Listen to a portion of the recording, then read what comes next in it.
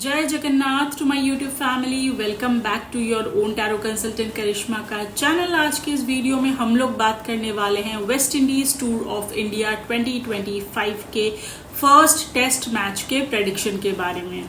So basically ये जो series है ये 2 टेस्ट मैचेस का सीरीज है और इसका जो पहला टेस्ट मैच है ये शुरू होने वाला है from 2 October 9:30 AM Indian standard time at Narendra Modi stadium Ahmedabad में।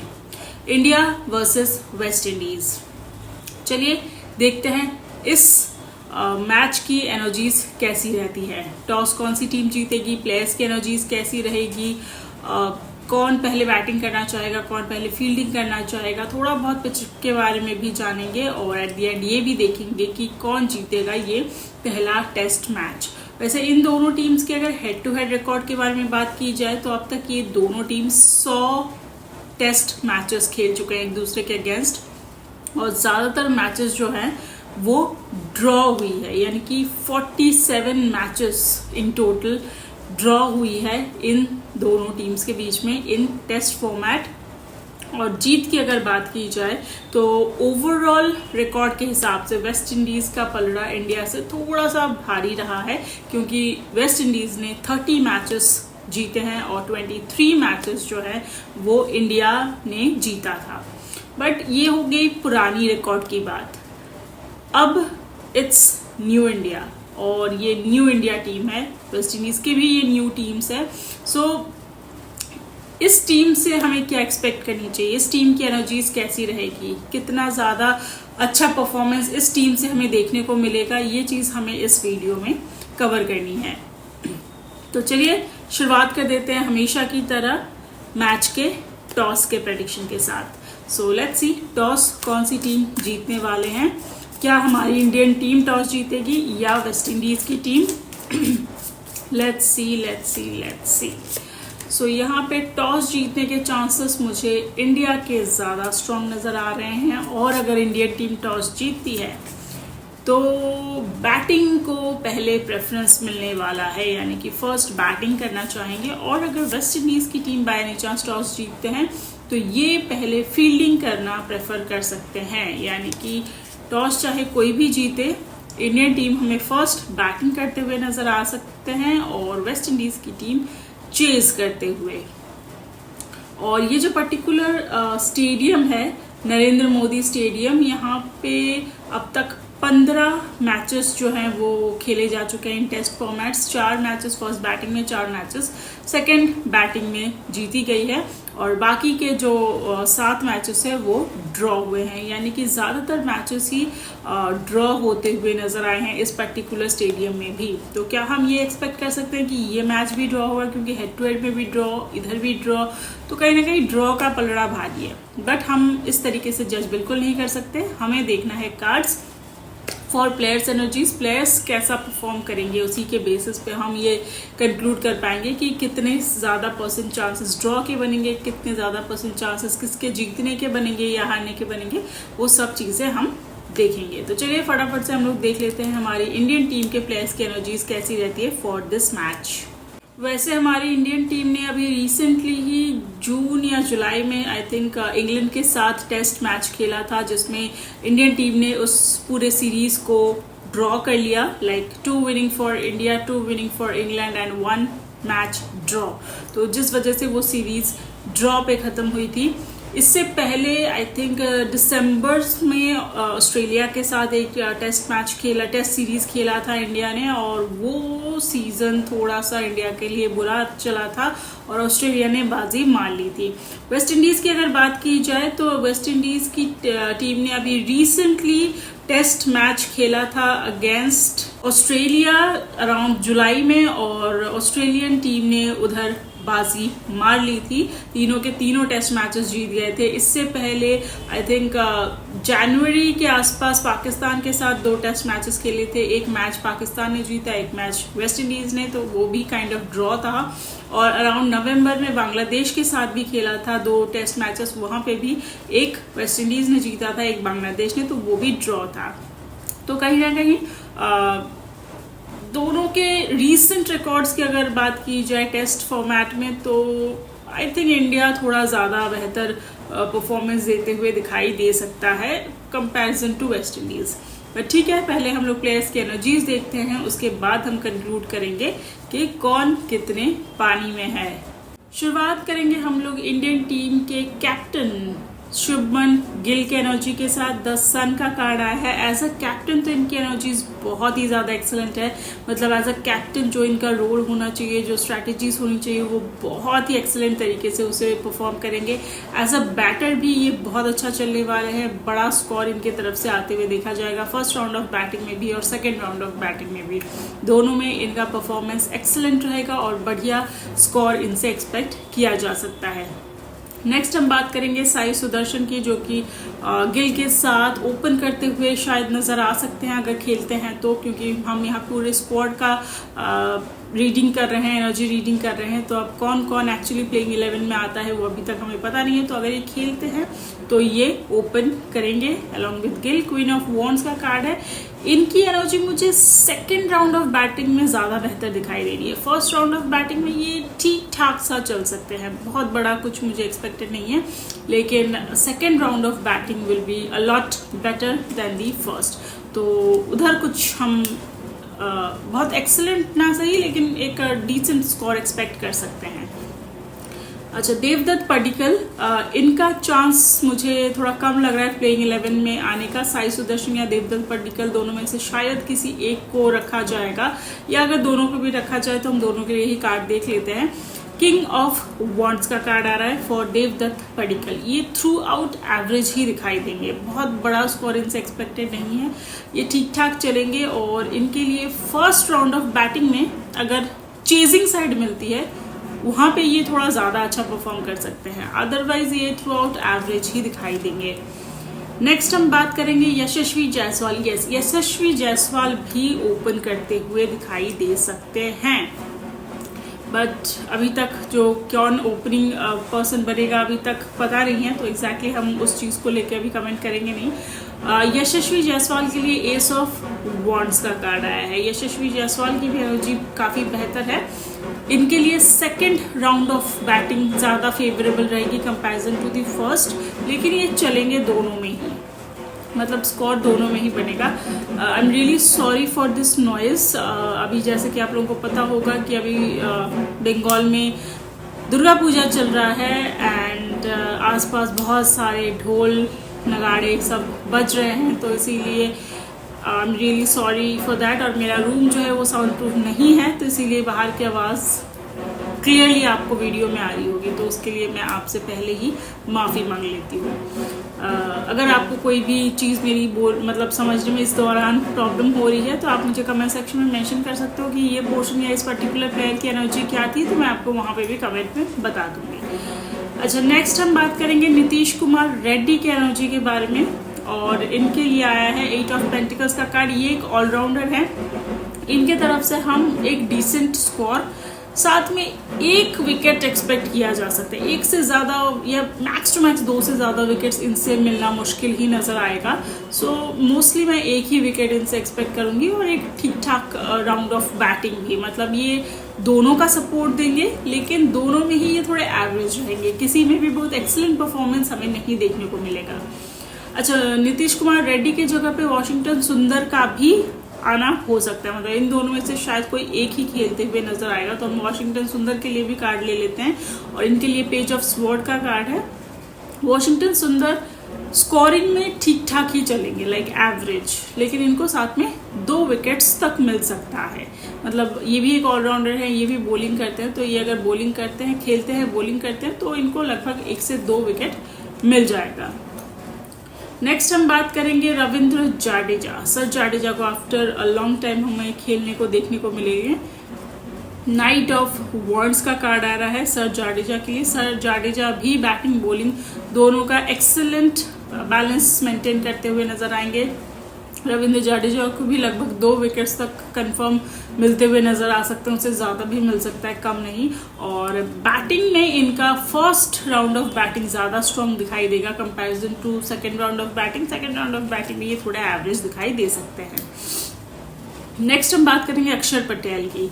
ये भी एक ऑलराउंडर हैं और इनके लिए आया है 7 ऑफ कप्स का कार्ड। अक्षर पटेल बैटिंग में उतने ज़्यादा नहीं चलेंगे, लेकिन अगर बॉलिंग करते हैं तो इनको भी 1 से 2 विकेट जरूर मिल जाएगा, यानी कि विकेट टेकिंग साइड इनका ज़्यादा मजबूत दिखाई दे सकता है comparison to the batting. Next हम बात करेंगे, अच्छा विकेट कीपिंग के लिए हमारे पास 2 चॉइसेस है, केएल राहुल, ध्रुव जुरेल। जगदीशन भी है, but Jagadeesan I don't think उनको प्लेइंग 11 में चांस मिलेगा। या तो केएल राहुल या ध्रुव जुरेल, ज्यादा पॉसिबिलिटी जैसे कि हम सबको पता है केएल राहुल को ही मिल सकता है, लेकिन हम ध्रुव जुरेल और केएल राहुल दोनों की ही एनर्जी एक बार चेक कर लेंगे। सबसे पहले केएल राहुल के बारे में बात करेंगे तो एस ऑफ कप्स का कार्ड है, ध्रुव जुरेल के लिए 2 ऑफ पेंटिकल्स का कार्ड है। केएल राहुल जो है वो अच्छा चलेंगे, एस ऑफ कप्स का कार्ड है, और केएल राहुल के लिए जो है वो सेकेंड राउंड ऑफ बैटिंग थोड़ी ज्यादा अच्छी दिखाई देगी कंपैरिजन टू दी फर्स्ट। और Dhruv Jurel throughout average रहेंगे, इनसे बहुत कुछ खास स्कोर मुझे एक्सपेक्टेड नहीं रहेगी। KL Rahul second round of batting में अच्छा खेल सकते हैं, फर्स्ट राउंड में थोड़े कमजोर नजर आने वाले हैं।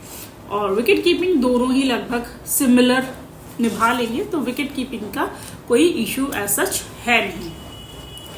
नेक्स्ट हम बात करेंगे प्रसिद्ध कृष्णा के एनर्जी के बारे में, जिन्होंने इंग्लैंड के सीरीज में तो कमाल धमाल मचा दिया था। तो चैरियट का कार्ड है, इधर भी इनकी एनर्जी काफी एक्सीलेंट है, लगभग 3 से 4 विकेट्स तो प्रसिद्ध कृष्णा से ओवरऑल टोटल आते हुए दिखाई दे रहे हैं। सो प्रसिद्ध Krishna will be on fire, बहुत अच्छी एनर्जीज है। नेक्स्ट हम बात करेंगे जसप्रीत बुमराह, द वर्ल्ड का कार्ड आया है। हाँ आई नो बुमराह के लिए एशिया कप उतना ज्यादा एक्सीलेंट नहीं रहा है जितना कुलदीप यादव के लिए रहा है, लेकिन बुमराह टेस्ट मैच में, पर्टिकुलरली इस मैच में काफी अच्छी एनर्जी होल्ड कर रहे हैं और लगभग 4 से 5 विकेट्स तक बुमराह से देखा जा सकता है। नेक्स्ट हम बात करेंगे मोहम्मद सिराज। मोहम्मद सिराज अगर खेलते हैं तो 2 ऑफ कप्स का कार्ड आ रहा है। मोहम्मद सिराज से लगभग 3 विकेट्स तक, 2 से 3 विकेट्स तक हम एक्सपेक्ट कर सकते हैं, उससे ज्यादा नहीं, उससे कम में रह सकता है मे बी, लेकिन उससे ज्यादा में नहीं जाएगा।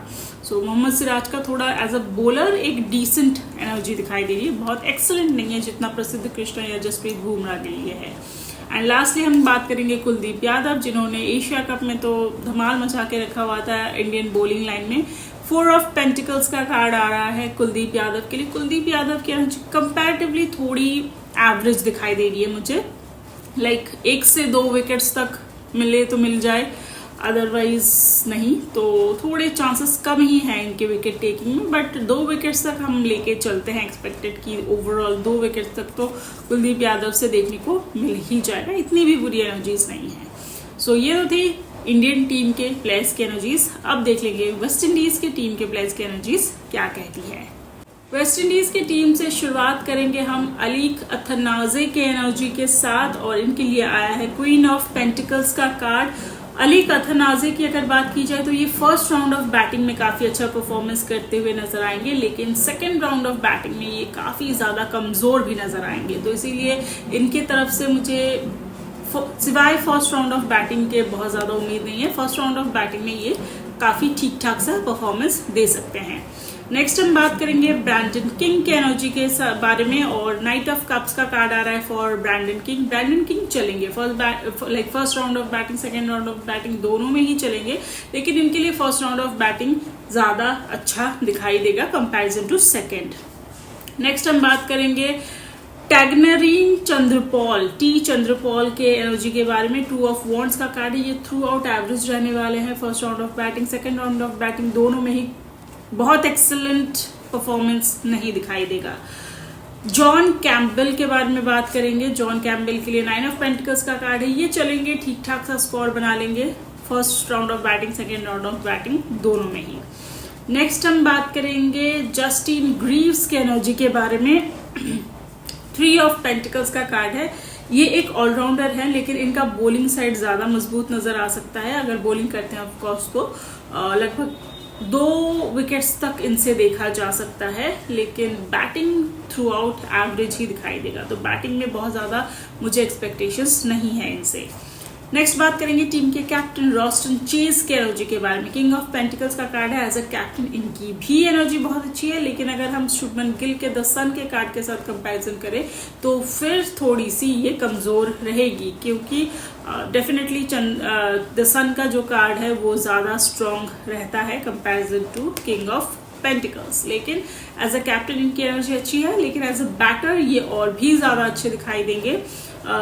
एज अ बॉलर मैं बहुत ज़्यादा कॉन्फिडेंट नहीं हूँ इनको लेके। अगर बॉलिंग करते हैं तो शायद 2-3 विकेट्स मिल जाए ओवरऑल, लेकिन इनका बैटिंग साइड ज़्यादा मजबूत दिखाई दे रहा है और चांस ज़्यादा है कि ये बैटिंग ही मोस्टली फोकस्ड इनका बैटिंग पे ही रहेगा देन दैट ऑफ बॉलिंग। लेकिन हाँ, ज़रूरत पड़ने पे बॉलिंग भी करेंगे एंड इनको विकेट्स भी मिल जाएगा।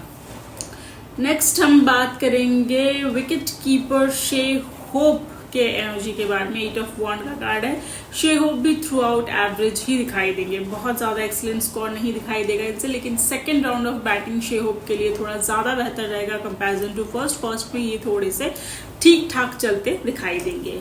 नेक्स्ट हम बात करेंगे जेडन सील्स। जेडन सील्स भी एक ऑलराउंडर हैं, लेकिन जेडन सील्स का सिर्फ विकेट टेकिंग साइड ज़्यादा मजबूत दिखाई दे सकता है। टेम्परस का कार्ड है। बैटिंग साइड इनका बिल्कुल नहीं चलने वाला है इस मैच में, लाइक कंप्लीटली बिलो एवरेज या फ्लॉप एनर्जीज रहेगी बैटिंग साइड में, लेकिन बॉलिंग साइड में लगभग 2 से 3 विकेट्स तक हम इनसे एक्सपेक्ट कर सकते हैं।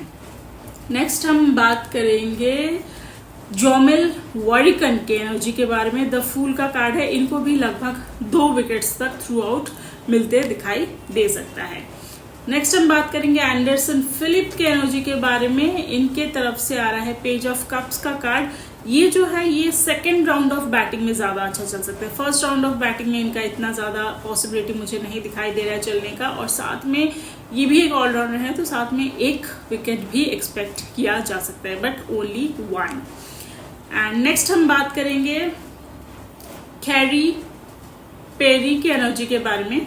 और एक्चुअली कैरी पेरी और जेडिया ब्लेड्स, इन दोनों में से शायद कोई एक ही खेलते हुए नजर आ सकता है, और अगर दोनों आए तो हम दोनों के ही कार्ड देख लेते हैं। सो कैरी पेरी अगर खेलते हैं तो 3 ऑफ स्वॉर्ड का कार्ड है। ये बैटिंग बॉलिंग दोनों में ही फ्लॉप हो सकते हैं। इनका एनर्जी कुछ ज़्यादा ही फ्लॉप चल रहा है इस मैच में, और इनके तरफ से बिल्कुल भी कोई भी परफॉर्मेंस एक्सपेक्ट नहीं किया जा सकता। जेडिया ब्लेड्स की अगर बात की जाए तो 9 ऑफ कप्स का कार्ड दिखाई दे रहा है। तो जेडिया ब्लेड्स अगर खेलते हैं तो लगभग 2 विकेट्स तक इनको भी ओवरऑल मिलते दिखाई दे सकता है। इनके अलावा भी 3 और प्लेयर हैं जो कि बेंच पे नजर आ सकते हैं। उनकी भी एनर्जी हम एक बार देख लेते हैं, जिनमें पहला जो नाम है वो है केवलॉन एंडरसन की। केवलॉन एंडरसन जो है उनके लिए द मून का कार्ड आया है। ये भी एक ऑलराउंडर है, लेकिन ये भी बैटिंग बॉलिंग दोनों में ही फ्लॉप नजर आ सकते हैं या बिलो एवरेज नजर आ सकते हैं, तो इनसे भी कुछ ज्यादा चांस मुझे दिखाई दे नहीं रहा है। नेक्स्ट हम बात करेंगे जॉन लेने, जो कि शायद पहली बार खेलेंगे वेस्ट इंडीज टीम के लिए, क्योंकि आई डोंट थिंक इनका मैंने पहले कभी कोई भी प्रेडिक्शन किया होगा। तो 3 ऑफ वॉन्ड का कार्ड आ रहा है। ये भी एक बॉलर हैं, तो विकेट इनसे बहुत ज़्यादा पॉसिबिलिटी तो नहीं दिख रही है मिलने की, लेकिन फिर भी 1 विकेट तक एक्सपेक्ट किया जा सकता है, but only 1, not more than that, क्योंकि इनकी एनर्जी उतनी ज़्यादा स्ट्रॉन्ग या मैच्योर्ड एनर्जीज नहीं दिखाई दे रही है।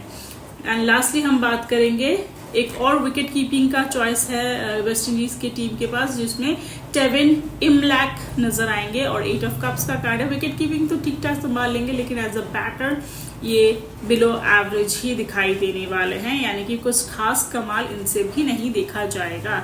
सो दोनों टीम्स की एनर्जीज देखने के बाद मैं तो ये कॉन्फिडेंटली कह सकती हूँ कि ये जो मैच है ये हमारी इंडियन टीम जो है काइंड ऑफ 1 साइडेड विनिंग करने वाली है।